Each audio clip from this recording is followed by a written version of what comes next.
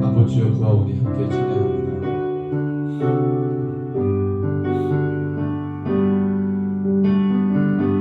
아버지여 구하오니 사랑과 빛 비추소서. 메마른 우리 영혼에 소망 주소서.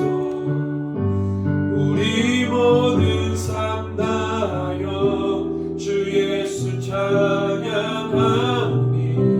주 능력으로 이 민족 구원하소. 아버지여 구하오니 사랑과 빛 비추소서. 메마른 우리 영혼에 소망 주소서. 우리 모든 삶 다하여 주 예수 찬양하오니. 주 능력으로 이 민족 구원하소서. 주님께 영광 존귀 모든 백성과 만원들 주의 이름 높이 올려 영원히 영광 돌리니. 주님께 영광 존귀 모든 백성과 만원들 주의 이름 높이 올려 영원히 영광 돌리리라.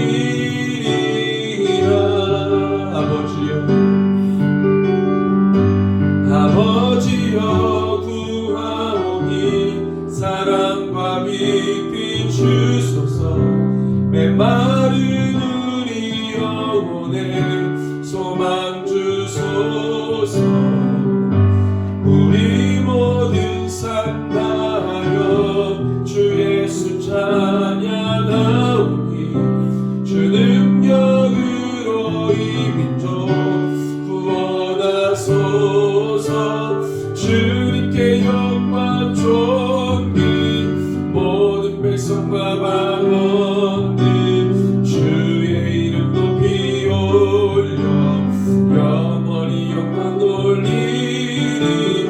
주님께 영광 존귀 모든 백성과 만원들 주의 이름 높이 올려 영원히 영광 돌리리라. 주님께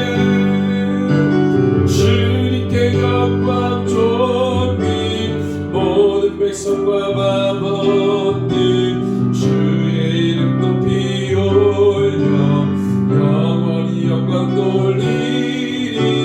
주님께 영광 존귀 모든 백성과 만원들 주의 이름 높이 올려 영원히 영광 돌리리라. 주님께 영광 존귀 모든 백성과 만원들 주의 이름 높이 올려 영원히 영광 돌리리. 주님께 영광 존귀 모든 백성과 만원들 주의 이름 높이 올려 영원히 영광 돌리리라.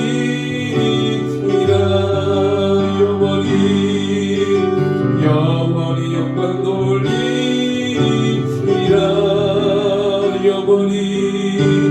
영원히 영광 돌리리라.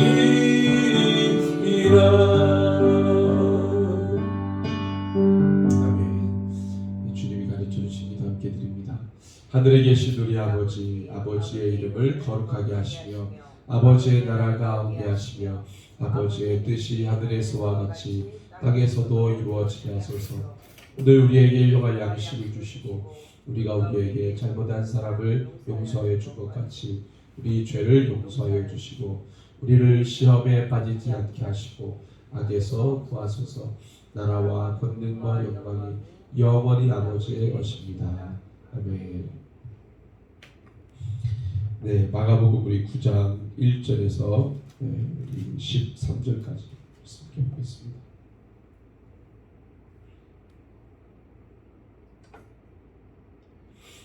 마가복음 9장 1절에서 13절 같이 읽겠습니다. 또 그들에게 이르시되 내가 진실로 너희에게 이르노니 여기 서 있는 사람 중에는 죽기 전에 하나님의 나라가 권능으로 임하는 것을 볼 자들도 있느니라 하시니라. 엿새 후에 예수께서 베드로와 야고보와 요한을 데리시고 따로 높은 산에 올라가셨더니 그들 앞에서 변형되사 그곳이 광채가 나며 세상에서 빨래하는 자가 그렇게 희귀할 수 없을 만큼 매우 희어졌더라.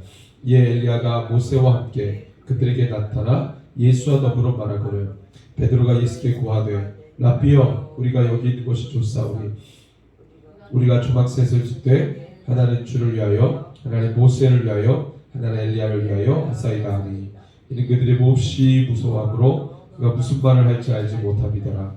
마침 구름이 와서 그들을 덮으며 구름 속에서 소리가 나되 이는 내 사랑하는 아들이니 너희는 그의 말을 들으라 하는지라. 문득 둘러보니 아무도 보이지 아니하고 오직 예수와 자기들 뿐이었더라. 그들이 산에서 내려올 때에 예수께서 경고하시되 인자가 죽은 자 가운데서 살아날 때까지는 본 것을 아무에게도 이르지 말라 하시니 그들이 말씀을 마음에 두며 서로 문의하되 죽은 자 가운데서 살아나는 것이 무엇일까 하고 예수께 묻자와 이르되 어찌하여 서기관들이 엘리야가 먼저 와야 하리라 하니까 이르시되 엘리야가 하연 먼저 와서 모든 것을 회복하거니와 어찌 인자에 대하여 기록하기를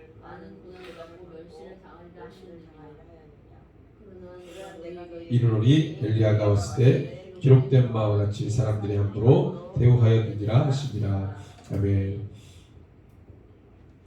네, 예수님께서 이제 제자들과 이 예수님에 대한 고백, 일반 사람들이 예수님을 누구라고 생각하는지, 또 제자들은 예수님을 누구라고 생각하는지, 그리고 예수님이 제자들을 통해서 메시아 하나님이심을 고백을 받으시고 그제야 비로소 이제 내가 말해도 되겠구나. 제자들이 예수님을 다른 사람들처럼 엘리야나 모세쯤으로 생각하는 것이 아니라 세례요한쯤으로 생각하는 것이 아니라 예수님을 메시아, 진정한 메시아, 하나님의 아들로 하나님으로 고백했으니까 이제는 내가 이야기해도 되겠다. 그래서 짠하고 이야기한 게 뭐냐? 나는 십자가에서 죽고 다시 살아날 것이다. 이거 얘기하시고 제자들이 충격을 받고 그 다음에 하시는 말 너희도 십자가 져야 된다.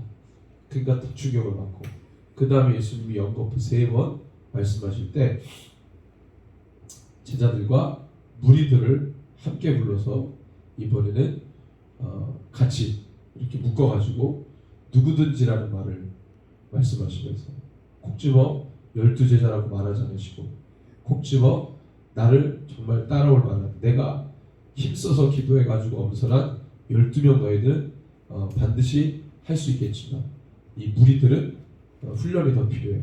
이렇게 구분지어서 말씀하신 게 아니라 엄선해서 뽑은 12명 그리고 그냥 무리들 함께 묶어서 누구든지 십자가 지지 않으면 나를 따라올 수 없고 누구든지 나와 복음을 위해 목숨을 잃을 준비가 되어 있지 않으면 구원받지 못하고 누구든지 마지막 날에 나와 내 말을 부끄러워하면 내가 마지막에 와서 너희를 부끄러워할 것이다. 이렇게 말씀하세요. 그러니까 12제자랄지라도 자칫 잘못하면 구원받을 수 없고 주님이 부끄러워하시고 예수님을 따라갈 수 없는 자가 된다는 거죠. 그래서 이 메시아, 예수님이 메시아라는 것을 바로 고백은 했지만 그게 고백했을 때 그게 진짜 고백인지 아닌지는 어디서 가려지냐면 너희들이 내가 메시아라는 것을 하나님인 것을 고백하고 그 다음에 그 너희들이 고백한 메시아 입에서 나온 말이 십자가를 져야 되는 것이라고 너희는 반드시 너희들이 입으로 고백한 메시아가 한 말이니까 십자가 져야 돼요, 안 져야 돼요? 십자가 져야 되죠. 근데 그들이 십자가 지라는 말에 충격을 받습니다. 그러니까 자기들이 입으로 메시아인 것은 고백을 했는데 그게 성경에서 말하는 메시아가 아니고 자기네들이 생각하는 메시아를 말한 거예요. 이 메시아를 통해 얻고자 하는 건 십자가가 아니라 메시아가 보여주고 싶은 건 십자가인데 제자들이 고백한 제자들이 말한 그 메시아는 절대로 십자가 지면 안 되는 거예요. 왜? 내가 그 메시아를 따르려고 모든 걸 버려두고 따랐는데 보상은 해줘야지. 당신이 메시아야만 한 이유는 내가 모든 걸 버려두고 주님을 따랐는데 저가 그 흉측한 십자가에서 죽었다 그러면 사람들이 나를 뭐라고 하겠어요? 너 헛짓했다, 헛짓. 너 모든 걸 버려두고 배도 버려두고 아버지도 버려두고 가족도 버려두고 예수 나사렛 청년 예수를 따른다고 그렇게 3년 반 동안 돌아다니더니 결국에 그가 십자가에서 이렇게 수치스럽게 죽지 않았냐? 저주스럽게. 너 3년 반 동안 뭐하고 돌아다닌 거야? 그러니까 정말 12제자는 목숨 걸고 예수님이 메시아여야만 하는 거죠. 근데 그 메시아는 십자가를 지면 안 되는 메시아.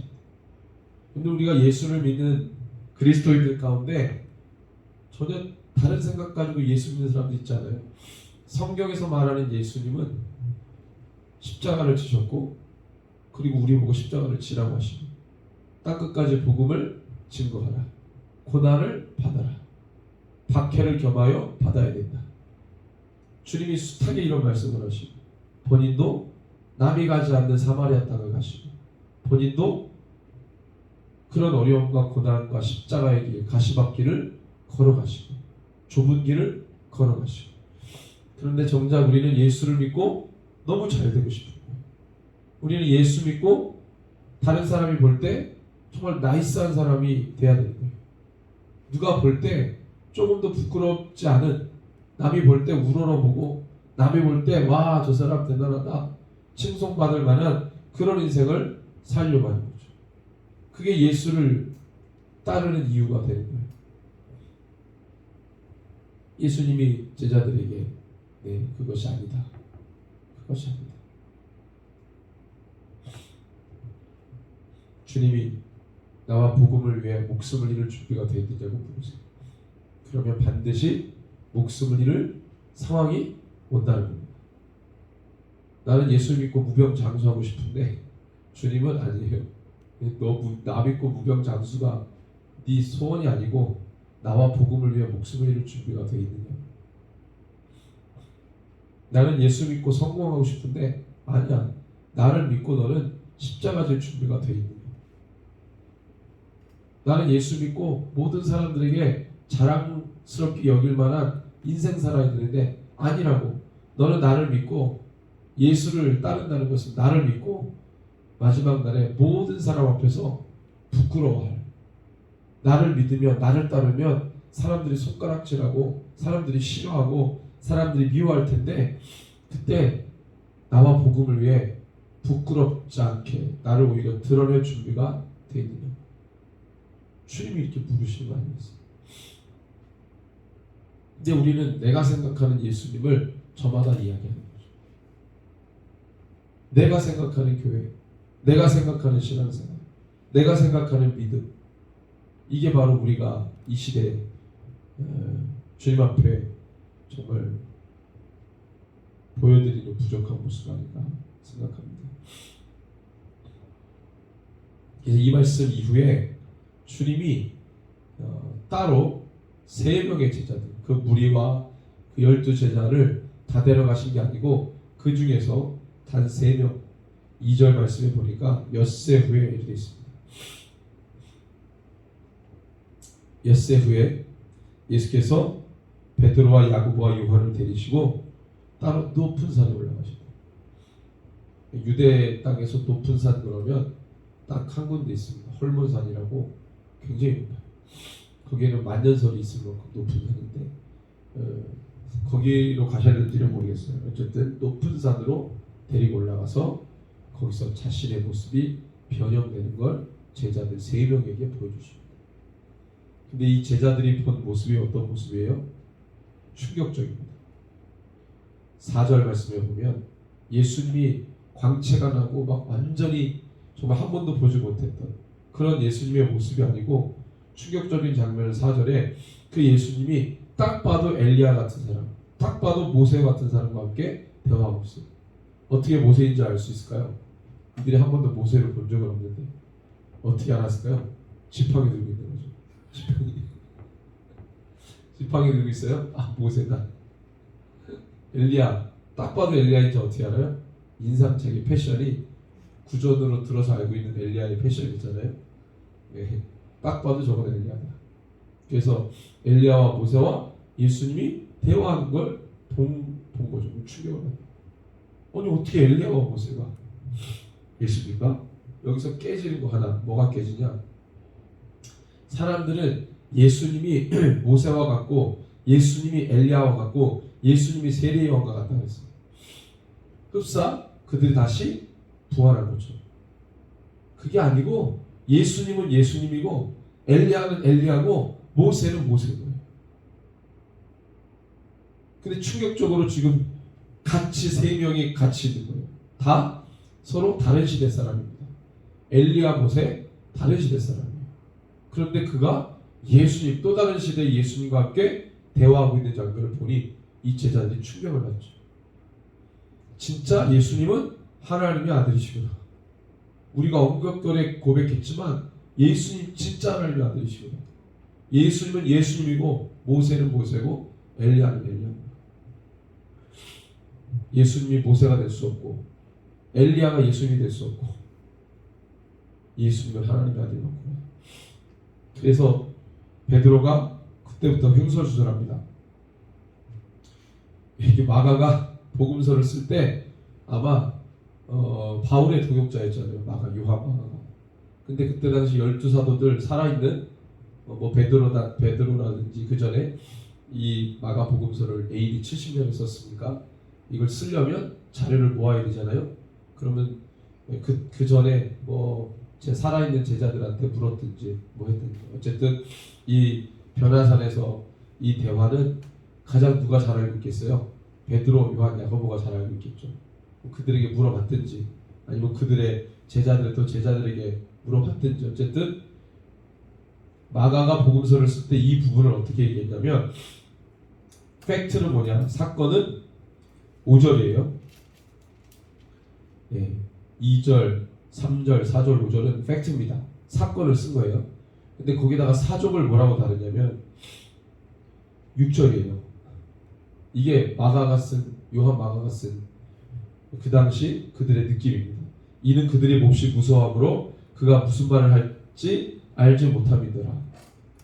아마 베드로가 얘기했을 수도 있겠네요.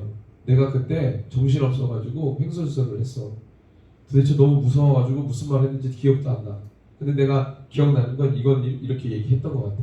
집을 짓자고 했다. 그러니까 그 말을 하면서도 본인이 부끄럽고 듣는 하는 사람들도 손발이 오그라들고 아니 그 순간에 무슨 집을 짓자는 얘기를 하냐. 너 정신 있냐. 그 수제자인데 베드로가. 본인이 개과천선을 했으니까 또 개과천선한 사람의 특징은 자기의 옛날 부족했던 과거를 숨기려고 하지 않고 또 간증하잖아요. 그러니까 내가 정말 그때 정말 예수님의 그 변화된 모습을 보고 집을 짓자고 했다. 내가 너무 부끄럽다. 그때 왜 그런 얘기를 했는지 모르겠다. 그러면서 이걸 썼겠죠. 그러니까 마가가 5절, 6절에 이는 그들이 몹시 무서워함으로. 그러니까 집 짓자는 얘기가 제정신으로 한 얘기가 아니에요. 그 모습이 너무 충격을 받으니까 그냥 여기 계속 있고 싶어요. 뭐 이러면서 횡설수설을 하면서 집 짓자는 얘기를 한 거죠. 무슨 말을 할지 알지 못합니다. 이렇게 기록한 거 보면 제정신으로 한 말이에요. 그랬더니 7절에 하나님이 얘기하십니다. 뭐라고 말씀하세요? 이는 내 사랑하는 아들이다. 너희는 그의 말을 들어라. 삼위의 하나님이 이 변화산에 함께 하시죠. 제자들이 새 제자가 이것을 경험합니다. 그래서 우리는 화려하고 멋진 것, 대단한 것, 기이한 것에 머물러 있고 싶은 습성이 있어요. 종교심이죠. 그걸 못 벗어나요. 중요한 건 예수님은 그게 아니라 문제 많은 우리의 삶으로 내려가라고 말씀하세요. 거기에서 예수님의 이름으로 승리하고 해결하고 귀신이 있으면 쫓아내고 문제가 있으면 해결하고 뭘로? 믿음으로.